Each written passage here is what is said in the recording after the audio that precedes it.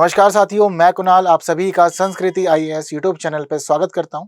UPSC express के इस episode में हम लोग बात करने वाले हैं भारत की अवस्थिति के बारे में, यानी कि दुनिया में भारत का स्थान क्या है, इसको आज हम अच्छे से समझेंगे। किस प्रकार समझना, सबसे पहले हम लोग समझते हैं वैश्विक मानचित्र के आधार पर भारत की स्थिति। तो देखिए, पूरी दुनिया को हम सभी जानते हैं कि 7 महाद्वीपों और 5 महासागरों में विभाजित किया जाता है। वहीं पूरी दुनिया को विभाजित किया जाता है अक्षांशीय और देशांतरीय स्थिति के आधार पर। क्या है अक्षांश और देशांतर? ये देखिए काल्पनिक रेखाएं हैं, ऐसी रेखाएं बस जो हम लोगों ने मान ली है। ऐसी रेखाएं ना पूरी दुनिया में है नहीं, बस हम लोगों ने मान ली है ताकि समय को समझना, देशों की स्थिति को समझना हमारे लिए आसान हो जाए। तो देखिए, अक्षांशीय और देशांतरीय दोनों के आधार पर पूरी दुनिया को उत्तर से दक्षिण और पूर्व से पश्चिम बांट दिया जाता है। अगर बात करें पूर्व से पश्चिम बांटने के मामले में, तो यह कार्य किया जाता है देशांतरों के द्वारा। वहीं उत्तर से दक्षिण के विभाजन के मामले में कार्य किया जाता है अक्षांशों के द्वारा। तो देखिए, अक्षांशीय आधार पर पूरी दुनिया को 2 भागों में बांटने वाली रेखा है 0 डिग्री अक्षांश, जिसको हम लोग प्रधान मध्याह्न रेखा भी कहते हैं। 0 डिग्री अक्षांश जो है, यह दुनिया को 2 भागों में बांट देता है, उत्तर और दक्षिण। अब भारत जो है, भारत उत्तरी गोलार्ध का एक देश है। क्यों? क्योंकि एशिया महाद्वीप पूरी दुनिया का सबसे बड़ा महाद्वीप है और एशिया महाद्वीप के अंदर भारत जो है, उसका स्थान दक्षिणी एशिया उपमहाद्वीप के अंदर है। और यह जो स्थिति है, यह उत्तरी गोलार्ध में है। यहाँ पर हम लोग समझ लिए हैं, इसको हम लोग अक्षांशीय आधार पर। अब देशांतरीय आधार पर समझते हैं। देशांतरीय आधार पर पूरी दुनिया को 2 भागों में बांटा जाता है ग्रीनविच रेखा के द्वारा। 0 डिग्री देशांतर। अब यह दुनिया को पूर्वी और पश्चिमी भाग में बांट देती है। इसके आधार पर भारत की स्थिति है पूर्वी गोलार्ध में। तो अक्षांशों के आधार पर भारत की स्थिति उत्तरी गोलार्ध में, देशांतरों के आधार पर भारत की स्थिति पूर्वी गोलार्ध में। तो इस प्रकार भारत की स्थिति हो गई है उत्तर पूर्वी गोलार्ध की। चीजें क्लियर है? इसके साथ ही दक्षिणी एशिया के अंदर जहां भारत स्थित है, तो भारत के वो कौन कौन से देश हैं साथ में जो दक्षिण एशिया को बनाते हैं? तो देखिए, दक्षिणी एशिया को बनाया जाता है भारत के साथ साथ अफगानिस्तान, पाकिस्तान, नेपाल, भूटान, बांग्लादेश और श्रीलंका के द्वारा। ये सभी दक्षिणी एशिया के देश माने जाते हैं। चीजें क्लियर है? चलिए आगे बढ़ते हैं। अब समझते हैं भारत के विस्तार को। तो देखिए, अक्षांशीय विस्तार क्या है भारत का और देशांतरीय विस्तार क्या है, इसको भी समझना जरूरी है। अक्षांशीय विस्तार का मतलब ये है कि उत्तर से दक्षिणी जो पूरा का पूरा देश फैला हुआ है, वह कौन कौन से अक्षांशों के बीच में पड़ता है। वहीं देशांतरीय विस्तार समझने का अर्थ ये है कि वो जो देश की हम लोग बात कर रहे हैं, वह देश पूर्व से पश्चिम जितने क्षेत्र तक उसका विस्तार है, कौन कौन से देशांतरों के बीच में है। तो अक्षांशीय विस्तार समझने में हमें पता लगता है कि भारत पूरी तरह से उत्तरी अक्षांशों में ही है। अब उत्तरी अक्षांशों के बीच में कौन कौन से? तो देखिए, अक्षांशीय स्थिति में हमें पता लगता है कि इसकी स्थिति है 8 डिग्री 4 उत्तरी अक्षांश से 37 डिग्री 6 उत्तरी अक्षांश तक। पर इसको कैसे समझा जाए? तो देखिए, भारत की स्थिति आपको मैंने वैश्विक आधार पर जो समझाई है, वहां पता लगता है कि भारत का दक्षिणतम बिंदु जो है, वह प्रधान मध्याह्न रेखा के पास में है। अब वह प्रधान मध्याह्न रेखा के पास है, यानी कि भारत का दक्षिणतम बिंदु होगा, वह बहुत अधिक पास होगा। तो इस प्रकार जो हमारे शुरुआत होती है प्रधान मध्याह्न रेखा से, वहां पे भारत का दक्षिणतम बिंदु है जो छूता है 8 डिग्री 4 उत्तरी अक्षांश को।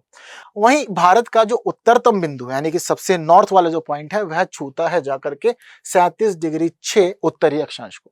यह है भारत का अक्षांशीय विस्तार, यानी कि 8 डिग्री 4 उत्तरी अक्षांश से 37 डिग्री 6 उत्तरी अक्षांश के बीच में ही भारत अवस्थित है। यहाँ है 8 डिग्री 4 उत्तरी अक्षांश और यहाँ है 37 डिग्री 6 उत्तरी अक्षांश। तो यह हो गया भारत का उत्तर से दक्षिण विस्तार किस प्रकार है, कौन कौन से अक्षांशों के बीच में है। वहीं देशांतरी विस्तार को भी समझना जरूरी है। अब भारत पूरी तरह से पूर्वी देशांतर वाला देश है, पर कहां से कहां तक? तो भारत की स्थिति है यहाँ पर 68 डिग्री 7 पूर्वी देशांतर से 97 डिग्री 25 पूर्वी देशांतर। कैसे मापा जाता है? तो मैंने आपको बताया कि 0 डिग्री कहाँ है, जहां से 0 डिग्री शुरू होगा उसके बाद से फिर 1 2 3 4 6 इस प्रकार से गिनती बढ़ेगी आगे। तो 0 डिग्री यहाँ है, इसके बाद 1 2 3 4 आएगा। तो यानी कि भारत के लिए जो पॉइंट हम ले रहे हैं, वह ले रहे हैं हम लोग यहाँ पर 68 डिग्री 7 पूर्वी देशांतर। कहाँ पड़ेगा? यहाँ पड़ेगा, गुजरात वाले क्षेत्र में। तो 68 डिग्री 7 जो हमारा पूर्वी देशांतर है, यह गुजरात, और वहीं जो हमारा 97 डिग्री 25 पूर्वी देशांतर है, यह यहाँ पर पड़ता है। तो इस प्रकार जो भारत का पूरा विस्तार है पूर्व से पश्चिम, वह 68 डिग्री 7 पूर्वी देशांतर से 97 डिग्री 25 पूर्वी देशांतर के बीच है। चीजें क्लियर है? यह बात हो गई उत्तर दक्षिण विस्तार और पूर्व पश्चिम विस्तार की देशांतर और अक्षांशीय स्थिति के आधार पर। इतना क्लियर? इसके अलावा एक खास बात भारत के मामले में यह है कि भारत को 2 भागों में बांटा जाता है कर्क रेखा के द्वारा। कर्क रेखा यानी कि 23.5 डिग्री उत्तरी अक्षांश। यह किस प्रकार से भारत को बांटता है? तो यहाँ पर हम लोग को समझना होगा कि कौन कौन से राज्यों से होकर के गुजरती है। यह है 23.5 डिग्री उत्तरी अक्षांश यानी कि कर्क रेखा। तो देखिए कर्क रेखा गुजरती है भारत के 8 राज्यों से होकर, जिसमें नाम शामिल है राजस्थान, गुजरात, मध्य प्रदेश, छत्तीसगढ़, झारखंड, पश्चिम बंगाल, त्रिपुरा और मिजोरम का। इसको हम यहाँ पर भी समझ सकते हैं। देखिए यह है ट्रॉपिक ऑफ कैंसर यानी कि कर्क रेखा, गुजरात, मध्य प्रदेश, छत्तीसगढ़, झारखंड, वेस्ट बंगाल, इसके बाद में त्रिपुरा, मिजोरम। चीजें सारी की सारी क्लियर है आप लोग को? बहुत बढ़िया। ठीक है, तो यह था सारा का सारा मामला। यह है वह सभी 8 राज्य जहां से होकर गुजरती है हमारी कर्क रेखा। इसके अलावा अगर हम लोग बात करें लंबाई और चौड़ाई की, किसके आधार पर? किलोमीटर के आधार पर। तो अब हमने अक्षांशों के आधार पर तो समझ लिया है। अब समझते हैं कि भाई ये दोनों जो अक्षांश हैं, यानी कि 8 डिग्री 4 उत्तरी अक्षांश और 37 डिग्री 6 उत्तरी अक्षांश, इन दोनों के बीच में भारत की कुल जो ये लंबाई है, यह कितना किलोमीटर है? तो देखिए यह कुल है 3214 किलोमीटर, यानी कि भारत उत्तर से दक्षिण में अगर हम समझे तो पता लगता है कि यह 3214 किलोमीटर लंबा है। वहीं भारत की चौड़ाई अगर हम समझते हैं 97 डिग्री 25 पूर्वी अक्षांश से 68 डिग्री 7 पूर्वी अक्षांश के बीच में, तो हमें पता लगता है कि भारत की चौड़ाई 2933 किलोमीटर है। ये इस प्रकार की स्थिति हमें दिखा रहा है। चीजें क्लियर है, सारे फैक्ट आप लोग को याद रखने पड़ेंगे और बहुत सारी परीक्षाओं में पूछ भी लिए जाते हैं। इतना क्लियर है। तो इसके साथ साथ हमें यह भी समझना होगा कि भारत का समय किस प्रकार निर्धारित होता है। देखो भारत की स्थिति काफी ज्यादा बड़ी है, यानी कि पूर्व से पश्चिम भारत का विस्तार काफी ज्यादा है। तो इस आधार पर सूरज एक जगह पर रहते हुए सब जगह बराबर से प्रकाश तो नहीं फैला सकता। यह वास्तव में हमें स्वीकारना होगा कि जिस समय अरुणाचल प्रदेश में सूरज की रोशनी पहुंचेगी, उस समय गुजरात में, राजस्थान में, मध्य प्रदेश में अंधेरा हो रखा होगा। जैसे जैसे सूरज की रोशनी यहाँ से आगे बढ़ेगी, तब जाकर के गुजरात में या बाकी क्षेत्रों में धीरे धीरे हम देखेंगे कि सूर्योदय की स्थिति देखी जाएगी।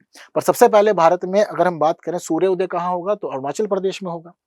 तो इन सब चीजों के अंदर इस पूरे देश में एक ही समय के निर्धारण के लिए हम लोगों ने एक रेखा का समय स्वीकार कर लिया है, और यह रेखा है 82.5 डिग्री पूर्वी देशांतर।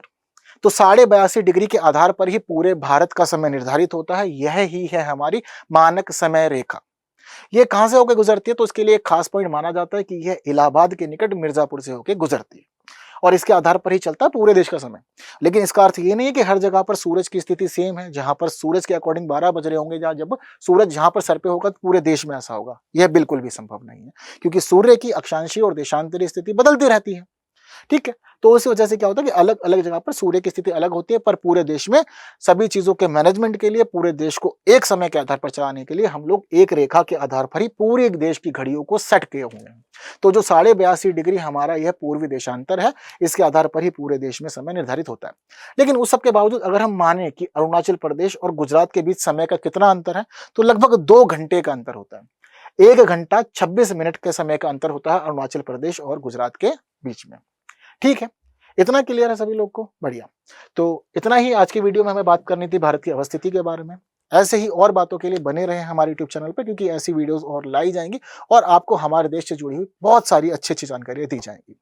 बाकी आज के लिए दीजिए मुझे विदा, कुछ बातें अगली वीडियो में करेंगे। Thank you so much.